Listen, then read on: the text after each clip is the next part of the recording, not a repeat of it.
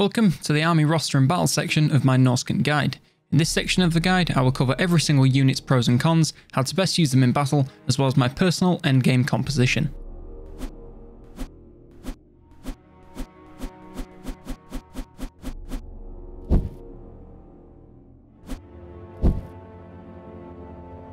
Disclaimer: this guide is based on my personal experiences and opinions and is by no means the definitive way to play the game Immortal Empires. If you have a different strategy or want to add something to mine, please leave a comment down below. The Norsken roster to me has always been split down the middle. On the one side you have monsters and on the other side you have monster hunters, and in my opinion, once you get a hold of the former, the latter tends to fall to the wayside. The monsters you unlock are very powerful from the get-go and make a massive impact on the outcome of your battles. Every new monster unit you unlock can be slotted somewhere into your army and they will excel at their job, at least until you get the next unit up to replace them. These monsters are so good in fact that they overshadow the rest of your roster, and the rest of the roster isn't exactly anything that needs overshadowing. Outside of the monsters, you really don't have anything out of this world fantastic, and as such, units that weren't monsters just ended up being filler composed of whatever I could find lying around. There's nothing offensively bad about them, just nothing that makes them jump out as fantastic. Unfortunately for quite a few of these units that are monsters, they are still monstrous in all ways including size, so going against ranged armies can make it into an all-you-can-shoot buffet for enemy units. Fortunately for you, however, there are plenty of great flanking units that can get around the enemy lines with ease and tear the back lines to pieces before you can do anything to stop them. Even once you get into the late game, you will always have something that can fill this role and do it damn well. That brings me on to my next point of speed. Most of the units in the roster are reasonably quick, and it gives your army a very mobile feel, like you can react quickly and get units to where they are needed and have time to spare. This does encourage a rush battle strategy, but while there's nothing wrong with that, it does end up being the only strategy that you can use. This isn't helped by the lack of many ranged options in the roster. You only have 2 options of ranged infantry that fall off after the early game, 4 options for ranged Cav and Chariots, and not a single unit of artillery outside of a single Regiment of Renown. If you like turtling and range spam, then these guys are surely not for you. Outside of their battle strategy, the roster is actually quite versatile. While you can only always rush your enemy, you do have quite a few options in what you want to bring to take them on. You can build for more armor, more damage, anti-infantry, anti-large, or pretty much anything else you could want to build for or against. This makes armor building into a breeze since you can throw any late game units together and chances are you'll have a halfway decent comp. Now, let's get into the roster. Hold it right there! Before you go into this video, I need to let you know that I'm streaming this Sunday at, what time is it? This Sunday on Twitch at 5 PM GMT. That's this time in other time zones. Use this clock to convert it. You may be wondering what I'm actually going to be streaming, and let me tell you, I'm going to be streaming me playing some Total War Daring, I know. I'm going to be using an Xbox controller.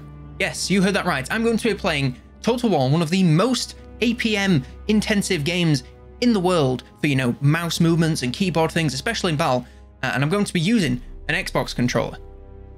I'm going to kill something, myself, others, who knows? But tune in at 5 PM GMT on twitch.tv/COLONELDAMNEDERS to check it out, and then there'll be a video the following Friday if you know you don't happen to catch it. But yeah, back to the video, enjoy it, bye-bye. You better come. Okay. Starting us off, we have Marauders. These guys are your basic shielded Norsken infantry and will make up the majority of your early game battles. They perform just fine against anything else from their era of the game, but as most units of this kind, they will need some assistance if you want to get the most out of them and not have to replenish them for 5 turns after every single battle. That means bringing some missiles, monsters or magic to assist them in taking on whatever it is they're fighting, and this is essential if they go against anything more elite than themselves. Their shields give them some light protection from range, but other than that, they aren't really the toughest, so leave them in a tricky situation for too long and they will fall to pieces. I was taking between 4 and 6 of these guys depending on my other units and how large my battles were getting. These guys also come in a couple of other variations, Spearman and great weapons. Taking spears causes them to drop their shields in exchange for spears, which grants them bonus damage versus large, as well as charge defense against them. These guys are a good option for protecting the flanks of your front lines, since they will absorb a cav charge if it comes in and do some halfway meaningful damage to anything big they can get their spears on. Other than that, you can use them just like the standard Marauders, but just be sure to focus anything large the enemy brings to the front lines to make the most of that bonus damage. I'd take a couple of these lads to protect the flanks whilst keeping the middle of my lines regular Marauders or the next unit. As for great weapons, they also drop their shields in exchange for 2-handed weaponry, which grants them high AP damage at the cost of some survivability. Now you unlock these guys very early, so getting some super early AP damage can make a big difference in your battles, especially if you decide to go knocking on the Empire's doors early. I like to replace my 4 central Marauders with these lads, as the superior damage more than makes up for the low survivability, as long as you can get them into combat ASAP. Since they are the entire middle of your lines, chances are they'll be in the thick of it anyway, but if you can, focus them on the highest armor units the enemy brings to make the most out of your damage, and the least out of theirs. Next up we have Marauder Berserkers, which you could argue are a Marauders variant, but I think they're just about different enough to warrant their own title. These guys to me are the quintessential Norsken unit, because the first thing I think of when I picture longbow raiders is a dual axe wielding berserker. Now their damage may not be as high in the AP department as great weapons, but they will still dominate against anything of the same tier and even above. This is due to their sheer attack rate and bonus versus infantry, making them a great choice for throwing into a massive clump of enemies and watching them shred. Now I choose to take these lads over great weapons, but I'm very willing to admit that I'm wrong here, since they do actually do less damage as the units they're going against get tougher. There's just something about Berserkers that I love, and they perform just fine until I replace them, so I don't really see a problem with it. Their strategy is exactly what you'd expect: send them into combat as fast as you possibly can and keep them there for as long as possible. If they're going against something particularly tough, then toss some missiles, monsters and magic their way if you can to make sure their job is as easy as possible. I was taking 4 of these guys with 2 spears, or just 6 of these lads, depending on the enemies I was going against, and both seemed to serve me just fine. Our final melee infantry unit is the Marauder Champions. These guys are essentially Marauders but with more gear on. They have better damage and durability than regular Marauders, so no matter which variant you have, it's a no-brainer to upgrade to these guys. Even if their weapon damage is overall lower than great weapons Marauders, their toughness lets them stay in battle that much longer that the actual difference in damage done is next to negligible. Other than that though, they are essentially used the same: throw them into combat as soon as you can and back them up with the usual suspects to maximise damage whilst minimising casualties. These guys also have another variation: great weapons. Taking great weapons, unsurprisingly, grants them more armor-piercing damage at the cost of losing their shields. Now, at the stage of the game you unlock these guys, not having any protection from range can make a serious difference to their health and survivability, so choosing between the 2 variations can be quite difficult. I would advise that if you have an army where you can shut down the enemy ranged quite quickly, then taking great weapons should be just fine, since they will only be taking a couple of volleys at you at worst before you start to shut things down. If you're running a slower army, then stick with standard champions, as you want something to be left by the time you reach the enemy lines. The use case is of course the same with these guys, so I won't go over it again in the interest of time. As for how many of either of these guys you should take, you could take half and half or 6 of your preferred type, and I believe any would work just fine. Now we come to the ranged infantry, and it's looking a little bit thin with only 1 unit and 2 variations. The Marauder Hunters are what you get if you take Marauders and give them pointy sticks to throw at their enemies. Since these pointy sticks are actually hunting javelins, they get a bonus versus large, meaning if the enemy has any cav or monsters, then you want to hard focus these guys on them, and whatever it is will start to melt decently quickly. On top of this, since they are still Marauders, they can do decent in melee combat, but you only want them to be doing that once they are out of ammo or have no possible way to run, so try to keep them safe for as long as you can to get the most out of them. If using them in combat, you can do the classic range strat of deploying them ahead of your lines to get early shots off before moving them back once the enemy closes in. As mentioned earlier, you want to focus them on anything large the enemy has brought in order to get as much value out of that bonus damage as you can. If there are no large targets to be found, then wait until the front lines clash and try and get an angle to shoot into the enemy backs or sides to maximise damage. As I mentioned earlier, they also come in another variation: throwing axes.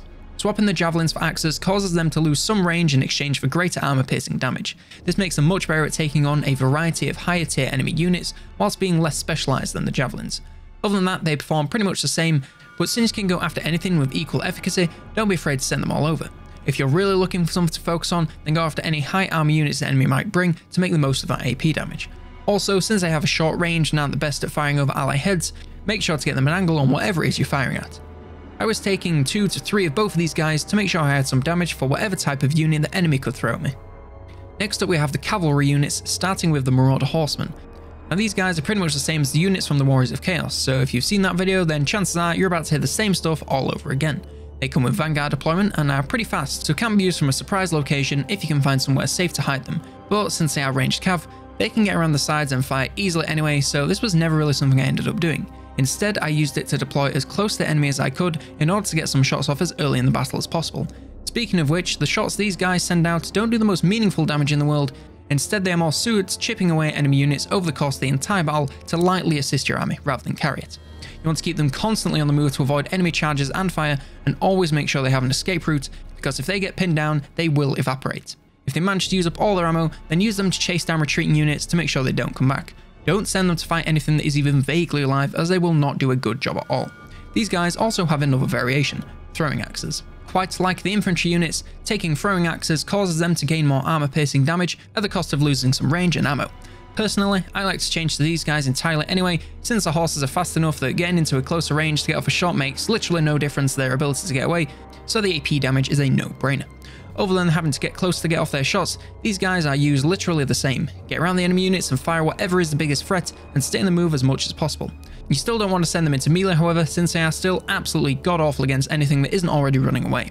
I was taking 3 of the regular horsemen and I replaced them with throwing axes as soon as I could because there is nothing they do worse. Our other cavalry unit is the Marauder Horsemasters, and yes, this is another unit ripped straight from the Warriors of Chaos.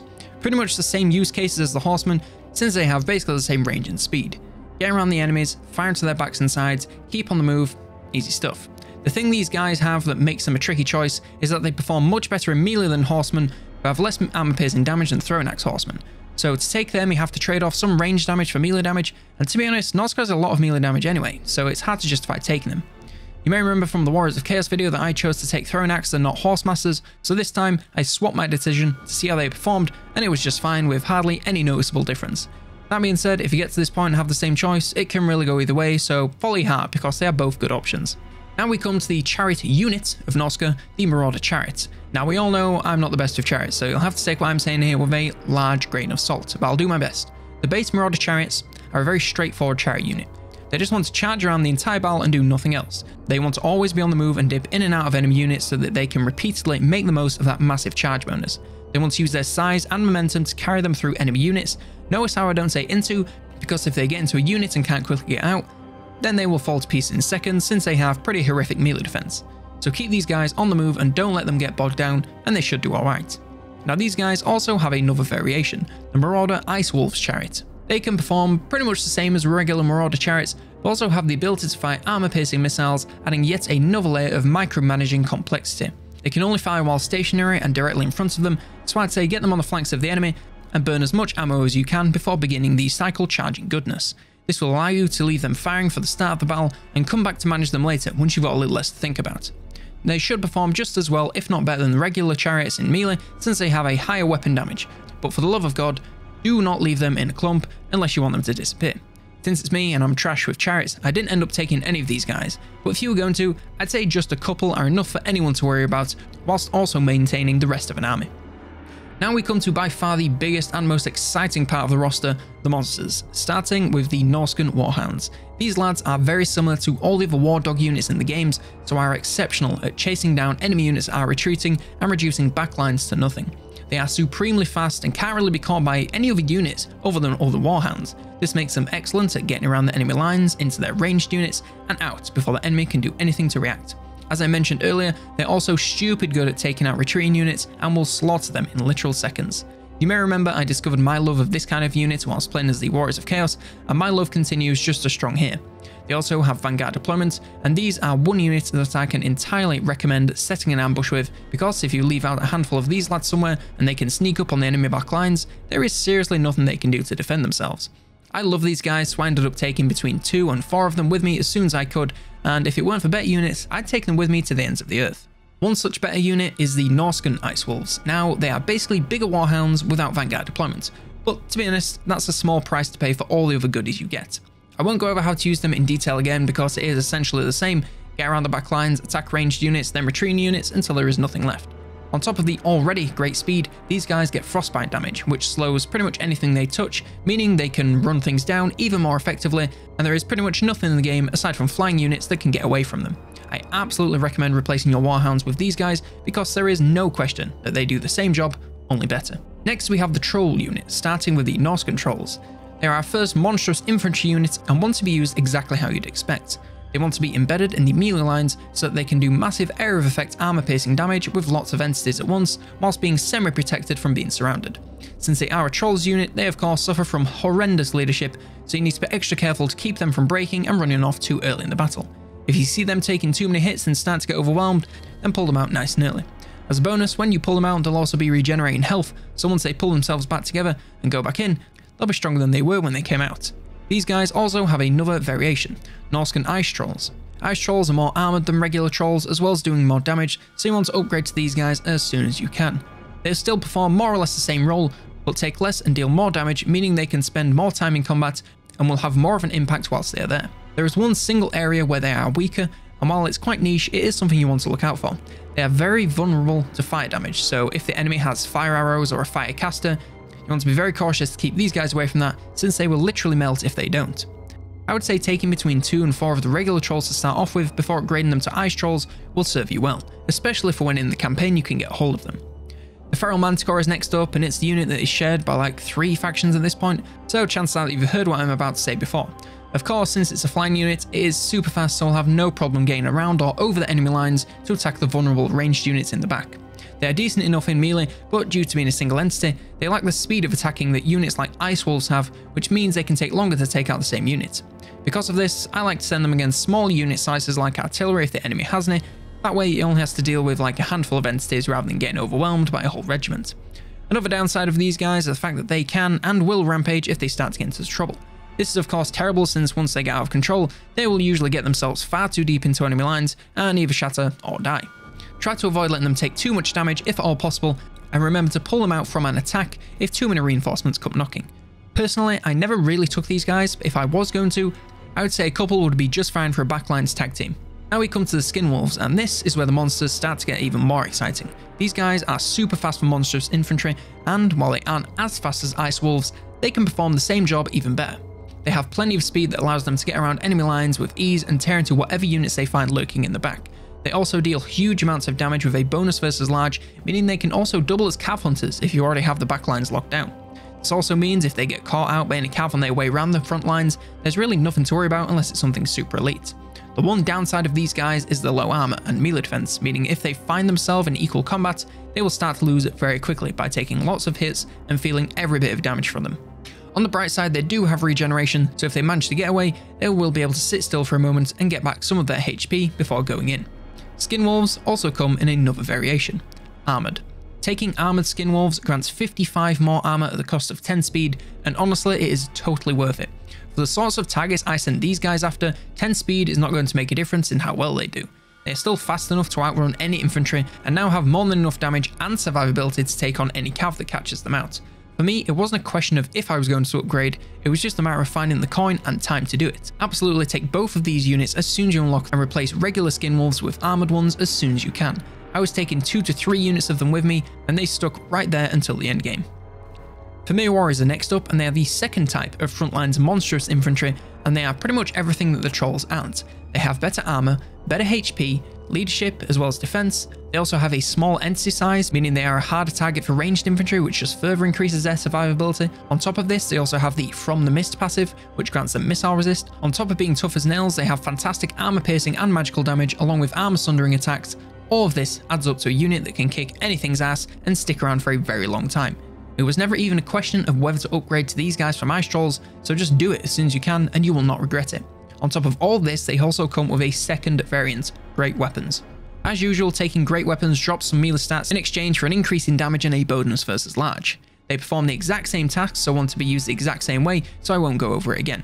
The only difference now is that you can focus them on large targets if the enemy brings any, and watch the health disappear even faster than before. I of course upgrade to Great Weapons as soon as I can and bring 4 of them with me into the endgame. Our next unit is the Norsken Giant, and as with all giant units, I'm here to tell you not to use them because they are straight trash. All giants in Warhammer 2 are garbage, and this lad is no exception. They are just massive, slow, ranged targets, meaning even the lowest tier range unit in the game can do massive damage to them without even trying. If by some miracle they can make it to front lines without getting ripped to shreds, then they can actually do some okay area of effect damage. But anything with halfway decent speed can get away from it and tire out the whole game by running in circles. I really can't recommend them at all because they are just blatantly better units.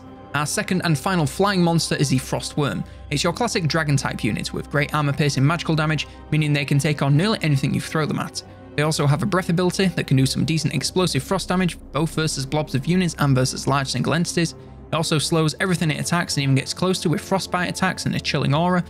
My best advice for using these guys is to use the breath ability first before landing and doing some damage to as many units as you can safely engage it with. Try to get it to land reasonably close to our units so they can rush in to support it if needed, and be sure to pull it out every time it can use a breath ability to make the most of the cooldown. I took 2 of these guys with me as soon as I unlocked them, and I kept them right up until the endgame because you really can't go wrong with some air superiority. Our final units are the Mammoths, starting with the Feral Mammoth. Even this basic unit is far superior to the Giants in every way, and it's not even close. They are still massive units, so massive targets, but aren't as tall and slow and easy to hit as Giants, meaning they can actually survive the journey into combat without getting shot to pieces. When taking these guys, you want to send them in alongside your infantry to do some massive damage to huge clumps of enemies. A huge armor-piercing damage with an anti-infantry bonus will turn the toughest of enemy infantry into Swiss cheese, so you can send them in versus pretty much anything infantry-based and not have to worry too much. Since it is a feral unit, it can go on a rampage if it loses too much health and leadership, but to be honest, that's not really too much of a problem, since you want it going ham on the entire army anyway. Just make sure it doesn't stray too far from the rest of your army, otherwise it can be focused down and broken. The other two variants of Mammoth are the War Mammoth and the War Shrine Mammoth. The War Mammoth is pretty much the feral mammoth but tamed, tougher, and better in pretty much every other way. They have double the armor stat as well as increased health, leadership, and melee stats, as well as getting a team of javelin hunters on their back to do passive range damage whilst in combat. That means if you send these lads into the front lines to fight, not only do you get the massive damage of the mammoth itself, you'll also get the chipping damage of the javelin hunters to everything nearby. These are the best Norsken units by far, and it is no surprise that they are the choice of Doomstackers because they really are fantastic. Aside from that though, they perform pretty much the same as feral mammoths, so I won't go over it again. Now the War Shrine Mammoths are also really good, but it's not really clear if they're better or worse than regular War Mammoths. They lose their range damage as well as a small amount of health in exchange for a couple of abilities. They gain Encourage, so all units close to them have improved leadership as long as they stay close. They also constantly give a further 10 leadership to nearby units, as well as having an active ability that grants fire damage and improved attack and leadership to a single target for 29 seconds. Now losing the range damage for these buffs can be a tough pill to swallow, but the abilities are really good depending on your build. I personally went for 2 of the standard War Mammoths, but I could totally see myself bringing 1 or even 2 of the War Shrines for my armies if I wanted to fully commit to the front lines battle and didn't mind having a couple more abilities to manage. Both are exceptional units, so the choice really is yours. Now we come to the Regiments of Renown. I'll call out each unit, what it's a unit of, and the differences between them and the base units of the same rank. The Icehorn Marauders are a Marauders unit and gain perfect vigor and immunity to psychology. The Brutes of the Hound are a Marauder Berserkers unit and gain Unbreakable and the ability to cause fear. The Beasts of Tashnar are a Norsken Warhounds unit and gain Frenzy. The Maws of Savagery are an Armoured Skinwolves unit and gain armor-piercing damage and Vanguard Deployment. The Mistwalkers are a Famir Warriors unit and gain Vanguard Deployment and the ability to cause terror. The Soul Crusher is a War Mammoth and gains improved melee defense and missile strength, as well as the Enrage ability and Strider. The Cold Voider is a Frostworm and gains 8% ward save and Guardian. The Great Moorherd of Bloodfjord is a feral mammoth unit and gains anti-large damage, more health, and charge bonus, and becomes a 5 entity unit on Ultra Unit scale, at the cost of losing anti-infantry damage, leadership, melee attack and defense, and overall weapon strength. Finally, the Iceforged Legion are a Hell Cannon unit that you can't get in Norsca, so a bit weird to be able to get it here. Anyway, it's like a Hell Cannon but has 4 cannons per unit along with loads more health, ammo and damage. This thing is a beast. Now we come to my ideal balanced army composition for the endgame. I don't claim this to be the best comp possible, but it's what I would run for the endgame with all the units available to me. Since we only have one option of Lords with Norsca, I have to take one of them on a Mammoth as soon as I can. I also take a Famir Firecaster for my magical damage. My front line consists of 6 Marauder Champions with great weapons. I take 2 Marauder Horsemasters for some skirmishing damage, and 2 Armoured Skinwolves for backlines and anti-large harassment. I take 4 units of great weapons for Famir Warriors to assist my front lines, 2 Frostworms for some air superiority, and 2 War Mammoths because they're amazing. To see how this performs in battle, I'll pass you over to live commentary Miles. Take it away. Thanks for that, Miles.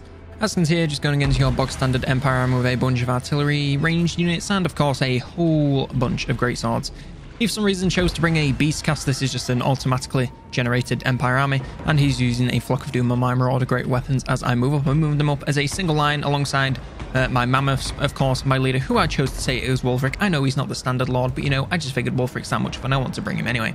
I'm telling my Famir Warriors to not move too quickly because I don't want them to overtake the infantry because they are actually a lot faster. I want them to wait until the infantry are engaged and then come and charge into that once it's all going on. My Frostworms are now moving up to try and get some breath abilities into these clumps of enemies here. On the left, the Skinwolves are moving around to try and get at those range units, and on the right, the Horsemasters are moving in to try and get some chipping shots, I suppose you could say. As you can see here, my units are now making the lines. The Marauder Champions with great weapons are now clashing against the Great Swords. Some of them got charged by some Demogryph Knights, but not to worry, the Famir Great Warriors. The Famir Warriors with great weapons will be there to move in very shortly. Wulfric the Wanderer now getting involved, going against a bunch of enemy units, including Karl Franz, who for some reason is a Footlord in this battle. So yes, that's not the best matchup for him going against the fantastic Wulfric the Wanderer. On the right flank here, there's pretty much just one unit of Great Swords to stop me. Everything else is just kind of stood around. And I wasn't really managing this one too well, I'm not going to lie to you, Chief, but nevertheless we have one on this side of the battlefield. On the left here we can see that some of these Great Swords are trying to chase my Skinwolves out of action, but they're way too fast, so they're just going to go around and make their way into this artillery. We did see a massive burning head come through and slaughter a bunch of handgunners. That picked up a lot of kills for the Famir Balefiend of Fire, who is also in combat with some great swords and is doing a fantastic job. He's basically, you know, a Famir warrior with a great weapon, but he's also a caster and he's a single entity, so he's pretty damn good.